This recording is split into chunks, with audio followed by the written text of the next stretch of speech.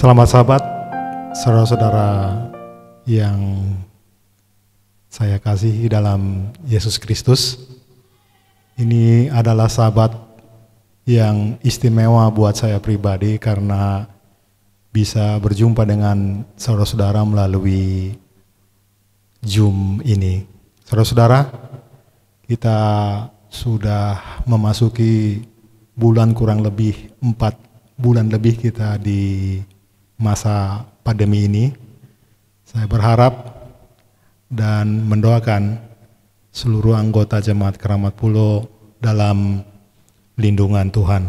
Saudara-saudara, pada Sabat yang indah ini, saya mengambil judul renungan saya berjudul Little It's Much When God Is In It. Kalau terjemahan bebasnya, sedikit menjadi banyak ketika Tuhan terlibat di dalamnya.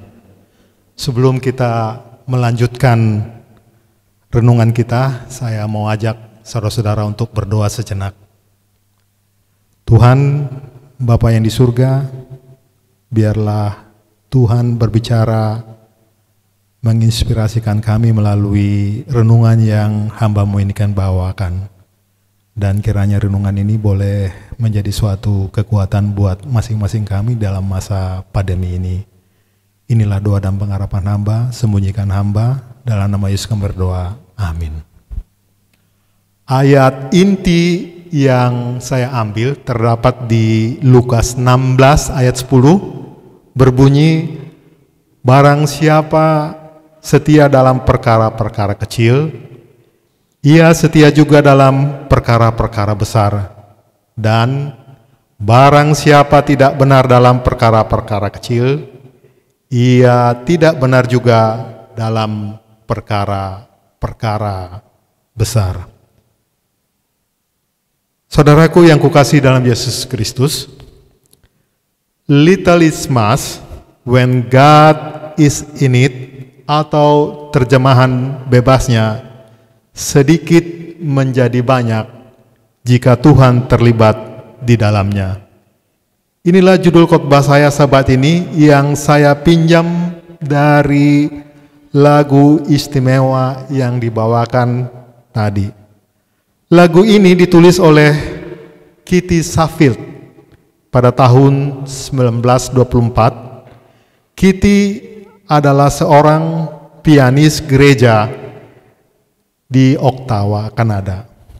Pendeta gereja tersebut mempunyai seorang anak remaja yang memiliki suara bariton yang sangat merdu. Namun, anak remaja ini adalah seorang pemalu dan selalu menolak untuk bernyanyi di gereja. Kitty selalu mendorong anak ini untuk menggunakan talentanya melayani Tuhan, sehingga Kitty menulis lagu Little It's Much When God Is In It. Ini spesial lagu yang ditulis Kitty untuk anak ini. Nama anak ini adalah George Beverly C, yang bertumbuh untuk menyanyi bagi jutaan orang dan terkenal sebagai penyanyi gospel Amerika yang paling disayangi. Mungkin di antara kita ada yang teringat salah satu nyanyian George yang paling terkenal, How Great Thou Art, atau Ya Tuhanku, sungguh ku terpesona. Itu terdapat di lagu Sion edisi lengkap nomor 77. Beliau juga menulis musik untuk salah satu lagu favorit saya, I'd Rather Have Jesus, ku memilih Yesus, di lagu Sion edisi 252, dan lirik serta musik untuk lagu favorit istri saya, The Wonder of It All, atau Ajaiblah Terbenarnya Mentari, di lagu Sion edisi 71. Salah satu ayat dari lagu Little Is Much mengatakan begini, Does the place you are called to labor seems too small and little known? Well, it is great if God is in it, and He'll not forget his own. Little is much when God is in it. Terjemahan bebasnya, apakah tempat saudara dipanggil untuk melayani sepertinya sangat kecil dan tidak dikenal? Saudara, pelayanan Anda akan luar biasa jika Tuhan terlibat di dalamnya. Dan Tuhan tidak pernah lupa anak-anaknya, sedikit menjadi banyak jika Tuhan terlibat di dalamnya. Kita melihat bukti dari kata-kata ini berkali-kali dalam Alkitab. Ketika wanita janda membagi makanannya dengan Nabi Elia, Allah melipat gandakannya berkali-kali. 5 ketul roti dan 2 ikan makan siang anak muda itu diberkati oleh Yesus dan berlipat ganda sehingga cukup untuk 5.000 lelaki. Janda miskin yang memberi persembahan 2 peser, semua yang dimilikinya. Yesus mengatakan bahwa wanita ini telah memberi lebih banyak dari semua. Gideon menang perang dengan pasukan 300 orang saja yang disaring dari ribuan tentara. Demikian juga dengan Samgar. Tidak ada banyak informasi tentang Samgar kecuali dia adalah anak Anat dan dia adalah seorang peternak dan petani yang kemudian menjadi seorang hakim bagi bangsa Israel. Nama Samgar hanya disebut 2 kali dalam Alkitab, dalam Hakim-Hakim 3 ayat 31 dan Hakim-Hakim 5 ayat 6. Dalam Hakim-Hakim 3 ayat 31 dan Hakim-Hakim 5 ayat 6 mengatakan, sesudah dia bangkitlah Samgar bin Anat. Ia menewaskan orang Filistin dengan tongkat penghalau lembu 600 orang banyaknya. Demikianlah ia juga menyelamatkan orang Israel. Dan di Hakim-Hakim 5 ayat 6 mengatakan, dalam zaman Samgar bin Anat, dalam zaman Yael, kafilah tidak ada lagi, dan orang-orang dalam perjalanan terpaksa menempuh jalan berbelit-belit. Kita perhatikan dari Hakim-Hakim 3 ayat 31 dan Hakim-Hakim 5 ayat 6 bahwa ada 4 hal yang membuat Samgar menjadi panutan dalam melayani Tuhan. Pertama-tama, Samgar melakukan semua yang bisa dia lakukan. Apa yang dia lakukan? Menurut Hakim-Hakim 3 ayat 31, Samgar menewaskan orang Filistin 600 orang banyaknya. Tidak diberitahukan apakah Samgar membunuh mereka dalam satu kali pertempuran atau dalam beberapa konfrontasi.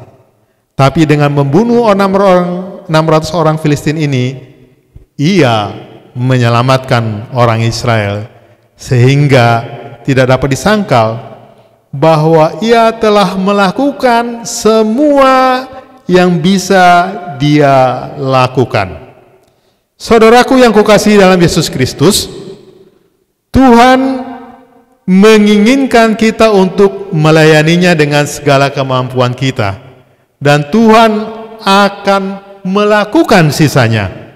Jika kita melakukan apa yang mungkin, maka Tuhan akan melakukan yang mustahil. Jika kita memberikan apa yang ada pada diri kita, maka Tuhan akan menggunakannya untuk melakukan mukjizat. Tuhan tidak meminta kita untuk melakukan hal-hal yang tidak kita sanggup lakukan. Tuhan tidak meminta kita untuk memberi apa yang kita tidak miliki.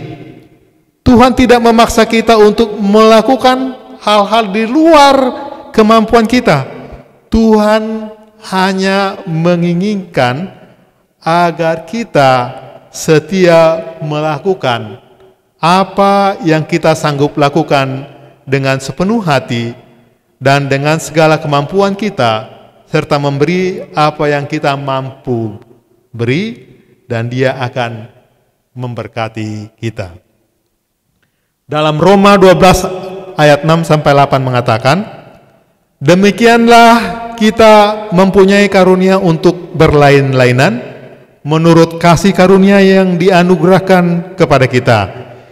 Jika karunia kita adalah untuk bernubuat, baiklah kita melakukannya sesuai dengan iman kita.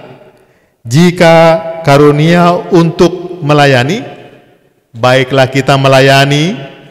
Jika karunia untuk mengajar, baiklah kita mengajar. Jika karunia untuk menasihati, baiklah kita menasihati. Siapa yang membagi-bagikan sesuatu, hendaklah ia melakukannya dengan hati yang ikhlas. Siapa yang memberi pimpinan, hendaklah ia melakukannya dengan rajin. Siapa yang menunjukkan kemurahan, hendaklah ia melakukan dengan sukacita. Berikutnya kita perhatikan bahwa Samgar melakukan semua hal yang dia bisa lakukan dengan apa yang dimilikinya. Apa yang dimilikinya? Kita baca kembali dalam Hakim-Hakim 3 ayat 31, bahwa ia memiliki tongkat penghalau lembu. Jadi, senjatanya adalah alat yang dia gunakan sehari-hari sebagai peternak lembu. Tongkat penghalau lembu. Seorang laki-laki tanpa pengalaman ataupun keahlian militer dengan tongkat penghalau lembu sebagai senjatanya. Tongkat penghalau lembu ini adalah tongkat kayu sekitar 2,5 meter panjangnya. Di satu ujung terdapat sekop untuk menghilangkan lumpur dari bajak, dan di ujung lainnya ada bagian tajam untuk mendorong lembu. Tidak heran jika Samgar pernah menggunakan alat ini melawan binatang buas untuk melindungi dirinya. Tetapi kali ini di dalam tangannya, alat ini menjadi senjata tangguh untuk membunuh 600 orang Filistin yang bersenjata lengkap. Samgar melakukan semua yang bisa dia lakukan dengan sumber terbatas yang ada pada dirinya. Saudaraku yang kukasihi dalam Yesus Kristus, mungkin saudara tidak mempunyai sumber uang atau tingkat pendidikan yang menurut saudara adalah layak untuk melayani Tuhan, untuk bersaksi bagi Tuhan.